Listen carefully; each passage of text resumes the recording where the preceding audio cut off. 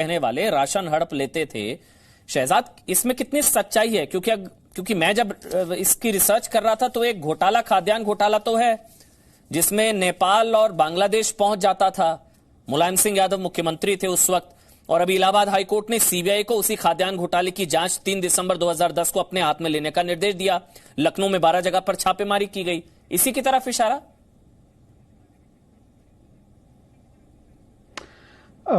अमन जी, आपकी बात बिल्कुल सही है और मैं आपको वही बताने वाला था कि ये 35,000 करोड़ का घोटाला जो मीडिया में भी और आप जैसे पत्रकारों ने भी उठाया है कि किस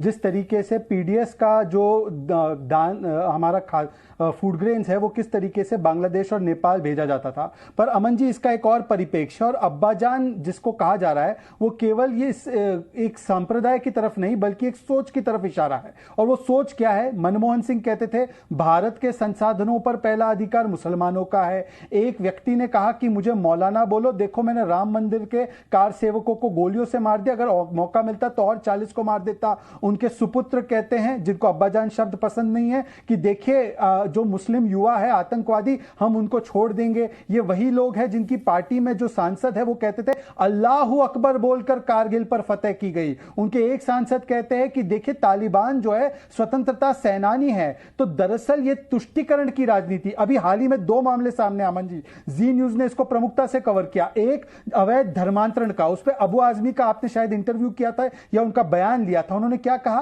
कि यह पूरी तरह से झूठ है। और दूसरा, अखिलेश यादव ने अल कायदा के 2 आतंकवादी पकड़े गए तो क्या कहा था? उन्होंने कहा था मुझे यूपी की एटीएस पर कतई भरोसा नहीं है। अब मैं आपसे पूछना चाहता हूं अमन जी कि क्या ये अब्बाजान पॉलिटिक्स अर्थात तुष्टिकरण की राजनीति जो एक संप्रदाय को साधने के लिए, एक 19% का वोट बैंक साधने के लिए, कभी आप बाबर को महान बता देते हैं, कभी आप तालिबान का गुणगान कर देते हैं, क्या ये अब्बाजान पॉलिटिक्स पर सर्जिकल स्ट्राइक नहीं होना चाहिए? और देखिए आगे मेरे सामने बड़े हमारे सम्मानित खबर को समझना जरूरी है। एक मिनट शहजाद, आप ही बोलिएगा, मैं सुधींद्र भदौरिया जी के पास जाऊंगा, उससे पहले शहजाद आप ही बोलिएगा।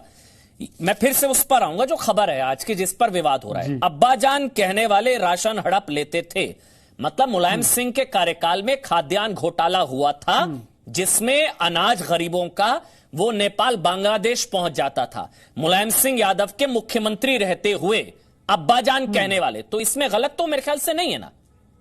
यही है ना फैक्ट, खबर ये है ना?